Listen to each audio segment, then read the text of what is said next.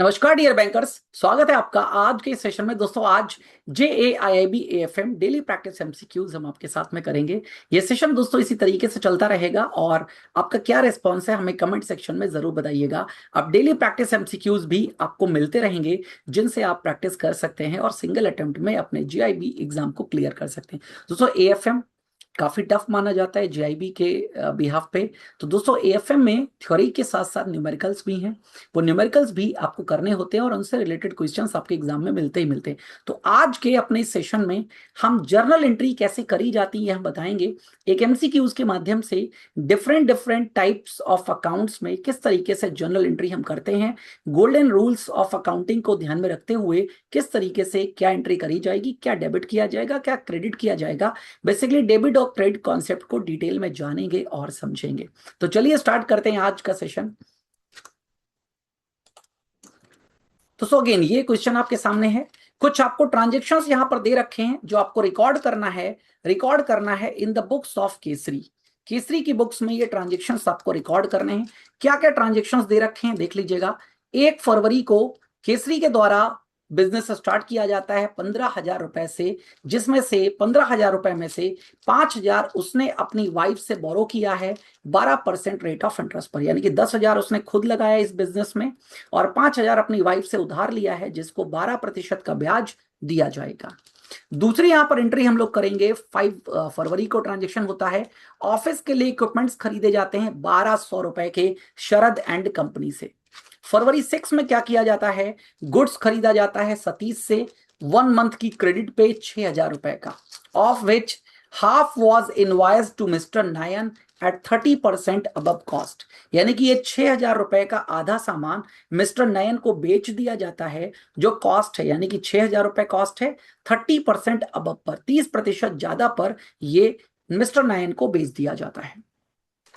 Then फरवरी 9 की बात करें तो paid carriage and cartage on goods sold to mister Nayan. Nayan को जो गुड्स सोल्ड किया गया था उस पर कैरेज यानी कि भाड़ा और कार्टेज का पेमेंट किया गया है। ठीक है, कितने रुपए का, 40 रुपए का। देन 10 फरवरी को ट्रांजेक्शन होता है। ऑफिस रेंट है 240 रुपए का इस मंथ का, ठीक है, जो कि लैंडलॉर्ड को पे कर दिया गया है। 12 फरवरी को ट्रांजेक्शन होता है। 20 शेयर्स परचेज किए जाते हैं ABC लिमिटेड नाम की कंपनी से और शेयर प्राइस क्या है, 20 रुपीज पर शेयर। तो यहां पर सीधे सीधे याद रखिएगा 20 इंटू 20 ये 400 रुपीज का इन्वेस्टमेंट है। Then February 14 sold goods to Amber for 1200। Amber को 1,200 रुपए का सामान बेचा जाता है। पहले ये सारे ट्रांजेक्शन्स को देख लीजिएगा, फिर इन ट्रांजेक्शन्स की जर्नल एंट्री कैसे करी जाएगी वो हम आपसे 1 बाय 1 क्लियर करेंगे। देन फरवरी 16 को रमेश इनवॉइस गुड्स, यानी कि रमेश से गुड्स परचेज किया गया है कितने का, 1940 रुपए का।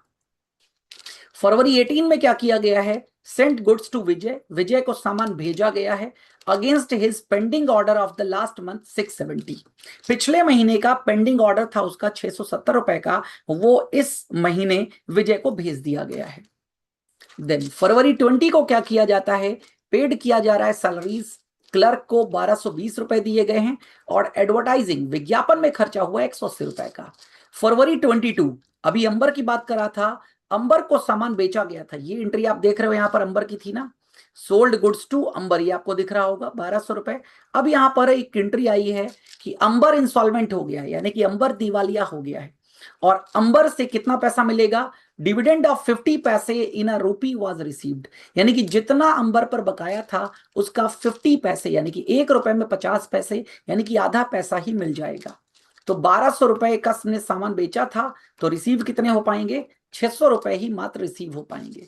फरवरी 28 को क्या एक एंट्री हुई है last, paid monthly charges to the housing society for his own residence. अपने खुद के घर के लिए, मालिक का अपना खुद का घर है, हाउसिंग सोसाइटी के चार्जेस पे किए गए 350 रुपए। तो दोस्तों ये जो चार्जेस पे किए गए हैं ये पर्सनल चार्जेस हैं, तो इनको हम ड्राइंग्स कहते हैं। बिजनेस में जो पर्सनल खर्चे के लिए ऑनर अपने लिए कोई भी पैसा संस्था से निकालता है उसको ड्राइंग्स के नाम से जाना जाता है। ड्राइंग्स एक पर्सनल अकाउंट होता है। कौन सा अकाउंट होता है, पर्सनल अकाउंट होता है। ये सारे के सारे ट्रांजेक्शन्स आपको सामने दिख रहे होंगे। अब इस ट्रांजेक्शन्स की जर्नल एंट्री करनी है, वन बाय वन एंट्री हम करेंगे, लेकिन जानते हुए समझते हुए सारी रूलिंग को। तो टास्क वन हमारा यही होता है, आइडेंटिफाई करना है कौन कौन से दो अकाउंट्स इन्वॉल्व हैं। तो पहली एंट्री क्या है, यहां पर देखिएगा, कमेंस्ड बिजनेस, यानी कि व्यवसाय को शुरू किया गया है 15,000 रुपए से, 5,000 रुपए वाइफ से बोरो किया गया है, 10 अपने हैं, 5,000 बोरो किया गया है और बिजनेस को स्टार्ट किया गया है। तो क्या एंट्री होगी इसकी, एंट्री होगी सिंपल सी बात, बिजनेस में क्या आया है, कैश। ठीक है, तो कैश एक रियल अकाउंट होता है, कैश क्या होता है, रियल अकाउंट। और रियल अकाउंट का रियल नियम क्या होता है, what comes in debit, what goes out credit. तो कम्स इन बिजनेस में क्या आया, कैश, किस बिहाफ पर, कैपिटल आई है 10,000 रुपए और लोन फ्रॉम मिसेज केसरी 5,000 रुपए। तो ये एंट्री कर देंगे। और नरेशन, जर्नल एंट्री में नरेशन लिखना बहुत इंपॉर्टेंट होता है। तो नरेशन क्या लिख दिया जाएगा, being business commenced with cash and loan from wife eight 12% interest, 12% का ब्याज भी दिया जाएगा। तो ईयर एंड होता तो हम ब्याज की भी बात करते, अभी ब्याज की बात नहीं करेंगे। अब कैपिटल अकाउंट की बात करें, कैपिटल बिजनेस में आई है। और लोन मिसेस केसरी की बात करें तो ये क्या है, पर्सनल अकाउंट, ये भी पर्सनल अकाउंट्स। ठीक है, तो क्रेडिट द गिवर की बात होती है, debit the receiver, credit the giver. Giver कौन है, मिसेस केसरी, तो इसको क्रेडिट किया जाएगा। ये पर्सनल अकाउंट की बात हो गई, ये पर्सनल अकाउंट की बात हो गई। ठीक है, देन ये तो पहली एंट्री हो गई। पहली एंट्री में हमने रूलिंग देख ली और चीजों को समझ लिया। अब दूसरी एंट्री हमारे पास क्या थी, purchased office equipment, office equipment खरीदा गया है। जब कोई फिक्स एसेट परचेज करी जाएगी तो हमने आपको बताया हुआ है, या जर्नल एंट्री करते वक्त ये आप लोग ध्यान रखिएगा कि हम फिक्स एसेट्स का ही नाम लिखते हैं, हम परचेज अकाउंट नहीं लिखते हैं। तो यहां पर ऑफिस इक्विपमेंट लिखा जाएगा।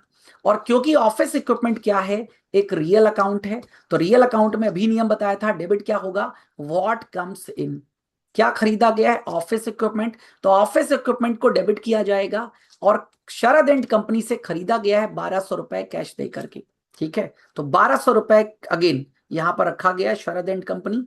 तो यहां पर क्योंकि ये मेंशन नहीं है कि कैश में खरीदा गया है, शरद एंड कंपनी का नाम है, तो इस प्रकार के ट्रांजेक्शन्स को हम क्रेडिट ट्रांजेक्शन मानते हैं। तो सीधे यहां पर एंट्री क्या हो जाएगी, ऑफिस इक्विपमेंट अकाउंट डेबिट। यहां पर आप देख रहे हैं, ऑफिस इक्विपमेंट अकाउंट को क्या कर देंगे, डेबिट कर देंगे। और शरद एंड कंपनी को हम क्रेडिट कर देंगे। शरद एंड कंपनी क्या हो गया, पर्सनल अकाउंट। और पर्सनल अकाउंट का नियम अभी मैंने आपको बताया कि debit the receiver, credit the giver. Giver कौन है, ऑफिस इक्विपमेंट किससे मिला है, शरद से। और ऑफिस इक्विपमेंट रियल हो गया, तो रियल अकाउंट का नियम क्या है, व्हाट कम्स इन डेबिट, तो 1,200 रुपए, 1,200 रुपए। फिर यहां पर परचेज किया जा रहा है सामान। तीसरी एंट्री क्या है, 6 फरवरी को बॉट गुड्स फ्रॉम सतीश। अब यहां पर साफ मेंशन किया गया है, क्रेडिट पर सतीश से 6,000 रुपए का सामान खरीदा गया है। अब यहां पर जब सामान खरीदा जाएगा तब सीधे परचेज अकाउंट की ही बात करते हैं, परचेज अकाउंट, क्योंकि ये कोई फिक्स एसेट परचेज नहीं करी गई है जो उसका नाम लिखा जाए। ठीक है, तो यहां पर हम 6,000 की ही बात करेंगे। तो यहां पर देख लीजिएगा, सबसे पहले एक बात आ गई, purchase account debit, purchase account debit to Satish account. 6,000 रुपए का गुड्स क्रेडिट पे खरीदा गया है और हमने यहां पर साफ मेंशन कर दिया, being purchase of goods on credit. Purchase account क्या है हमारा, ये नॉमिनल अकाउंट होता है, नॉमिनल अकाउंट।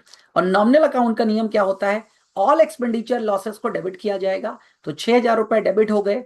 और सतीश अकाउंट ये पर्सनल अकाउंट है, क्रेडिट द गिवर, किससे खरीदा है, सतीश से, तो सतीश को क्रेडिट कर देंगे। तो दोनों के अलग अलग नियम लागू हो जाएंगे यहां पर। देन अगली एंट्री यहां पर क्या है, नयन अकाउंट डेबिट।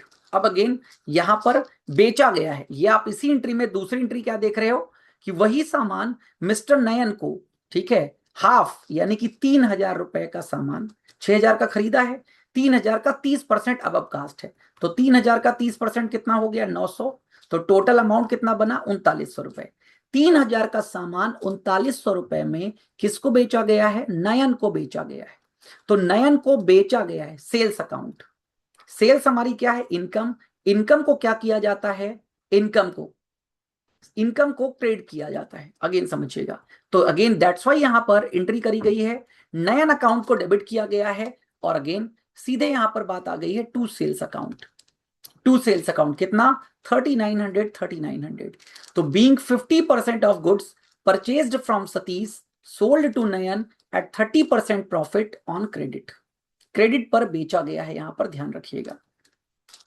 अब आगे यहां पर क्या है, नयन को जो सामान बेचा गया था उसमें 40 रुपए क्या पे किया गया है, कैरिज के चार्जेस पे किए गए हैं। कैरिज के चार्जेस पे किए गए हैं, ये आप देख सकते हो यहां पर। Paid carriage and cartage on goods sold to mister Nayan on his behalf, उसके बिहाफ पर। ठीक है, तो अगेन उसके बिहाफ पे जब पे किया जाएगा तो क्या एंट्री होगी, यहां पर सीधे एंट्री हो जाएगी, नयन के अकाउंट को हम डेबिट करेंगे कि नयन से 40 रुपए और लेने हैं।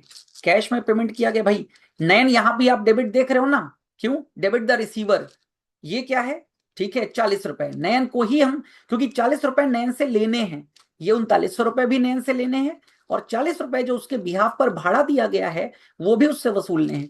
तो being payment of carriage and cartage on behalf of Nayan. फिर अगली एंट्री ऑफिस रेंट से रिलेटेड है कि 240 रुपए का रेंट पे किया गया है। रेंट क्या हो गया, एक्सपेंडिचर हो गया, और खर्चे क्या होते हैं, नॉमिनल अकाउंट के अंतर्गत आते हैं, और खर्चों को डेबिट किया जाता है नॉमिनल अकाउंट। ठीक है, 240 रुपए रेंट पे किया गया, रेंट कैश में ही पे किया गया है, रेंट का क्रेडिट पे करने का कोई कॉन्सेप्ट नहीं होता है। तो ऑफिस रेंट अकाउंट को डेबिट करेंगे क्योंकि खर्चा है, डेबिट होगा, और कैश क्योंकि रियल है, what comes in what goes out. Real account का नियम क्या होता है, व्हाट गोज आउट, हमारे पास से क्या गया, कैश गया, तो कैश को करेंगे क्रेडिट और ऑफिस रेंट अकाउंट को करेंगे डेबिट। ये 240 रुपए यहां पर, और नरेशन मेंशन कर देंगे being payment of office rent to the landlord. Then आगे बात आती है यहां पर, अगली एंट्री आप यहां पर देख रहे हो, क्या एंट्री है, 20 शेयर्स एबीसी लिमिटेड के खरीदे गए हैं 20 रुपीज पर शेयर के आधार पर। तो इसका अमाउंट मैंने आपको बता दिया कितना हो गया, 400 रुपए, और ये एक प्रकार का इन्वेस्टमेंट है।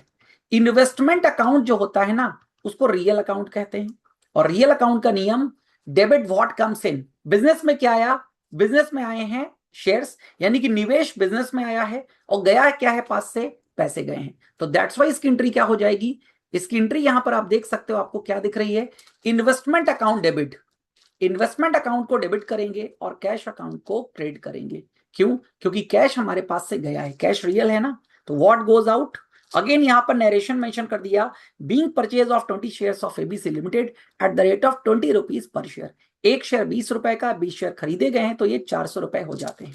ठीक है, फिर यहां पर बात किसकी आती है, अंबर को सामान बेचा गया है, सोल्ड गुड्स टू अंबर, कितना है 1200 रुपए का, सोल्ड गुड्स टू अंबर, अंबर को 1200 रुपए का सामान बेचा गया है। तो यहां पर दो अकाउंट जो अफेक्ट हो रहे हैं, एक तो सेल्स अकाउंट है, दूसरा अंबर का अकाउंट है। सेल्स क्या हो गया, आपका खर्चा हो गया नॉमिनल, ये क्रेडिट किया जाएगा, अंबर को डेबिट किया जाएगा। तो यहां पर आप देख सकते हैं वही एंट्री हुई है, अंबर अकाउंट को डेबिट किया गया है और सेल्स अकाउंट को क्रेडिट किया गया है, क्योंकि सेल्स हमारे लिए इनकम है, इनकम को ये नॉमिनल अकाउंट का पार्ट है और इनकम को क्रेडिट किया जाता है। अंबर का अकाउंट पर्सनल अकाउंट है, पर्सनल अकाउंट का नियम क्या होता है, debit the receiver credit the giver. तो रिसीवर कौन है यहां पर, अंबर, इसको डेबिट कर देंगे 1200 रुपए, नीचे मेंशन कर दिया being sale of goods to Ambar. अब यहां पर अगला फरवरी 16 को क्या एंट्री करी गई, आप देख सकते हो यहां पर फरवरी 16 को एंट्री होती है, Ramesh invoiced goods to us 1940, यानी कि रमेश से 1940 रुपए का सामान खरीदा गया है। तो परचेज की एंट्री अब मैं आपको बता चुका हूं, परचेज अकाउंट को डेबिट किया जाता है, और अगर क्रेडिट पे खरीदा गया है तो पर्सन का नाम होगा, कैश में खरीदा गया है तो यहां आ जाएगा टू कैश अकाउंट। और रमेश अकाउंट अगर इसके भी आप पर बात करें तो रमेश पर्सनल अकाउंट है, पर्सनल अकाउंट का फिर नियम याद रखिएगा, क्रेडिट द गिवर, गिवर कौन है, रमेश, क्योंकि रमेश से सामान खरीदा है। तो परचेज अकाउंट, परचेज क्या है, नॉमिनल अकाउंट है, परचेज एक प्रकार का खर्चा है तो डेबिट हो जाएगा, तो 1940 रुपए नीचे मेंशन कर दिया गया, being purchase of goods from Ramesh. अब अगली एंट्री यहां पर देख लीजिएगा, विजय को सामान बेचा गया होगा उसकी एंट्री होगी। ठीक है, हाँ हाँ, sent goods to Vijay, sent का मतलब यही है सोल्ड गुड्स टू विजय, जो पिछले महीने नहीं भेजा गया था यानी कि बेचा गया था, ठीक है, इस बार उसको बेच दिया गया है 670 रुपए का सामान। तो 670 रुपए का सामान जो बेचा गया है उसकी क्या एंट्री होगी, यहां पर सेल्स की एंट्री अभी आपने देख ली थी। सेल्स अकाउंट, सेल्स हमारे लिए इनकम होती है, तो सेल्स अकाउंट को हमेशा क्या करते हैं, क्रेडिट, ये क्रेडिट हो गया, और क्योंकि क्रेडिट पे दिया गया है तो विजय का अकाउंट क्या हो जाएगा, डेबिट, ये पर्सनल अकाउंट हो गया है। नियम याद रखिएगा, पर्सनल का नियम डेबिट द रिसीवर, रिसीवर कौन है, विजय, सेल्स क्या हो गया, नॉमिनल अकाउंट, नॉमिनल अकाउंट में इनकम, इनकम को क्रेडिट। तो दोनों अकाउंट्स के नियम मैं आपको बताते हुए चल रहा हूं, उसके अकॉर्डिंग ध्यान रखिएगा। नीचे नरेशन मेंशन कर दिया है, being sale of goods to Vijay on credit. अब यहां पर कुछ खर्चे किए गए हैं, सैलरी दिया गया है क्लर्क को और विज्ञापन, ये दो खर्चे आप देख रहे हो यहां पर ना एंट्री में, ये आप एंट्री देख रहे होगे यहां पर कि पेड सैलरीज टू क्लर्क 1220 और एडवर्टाइजिंग एक्सपेंडिचर 180, वही एक साथ एंट्री कर दी गई है। और इस एंट्री को आप क्या कहोगे, कंपाउंड एंट्री। ये कंपाउंड एंट्री है, यानी कि अलग अलग एंट्री नहीं करी गई है, एक साथ एंट्री कर दी गई है दो खर्चों की, तो एक कंपाउंड एंट्री हो गई। तो सैलरीज अकाउंट डेबिट 1220 रुपए सैलरी दिया गया है। एडवर्टाइजमेंट, खर्चों को हमेशा डेबिट किया जाता है, खर्चे नॉमिनल अकाउंट का पार्ट होते हैं, नॉमिनल अकाउंट।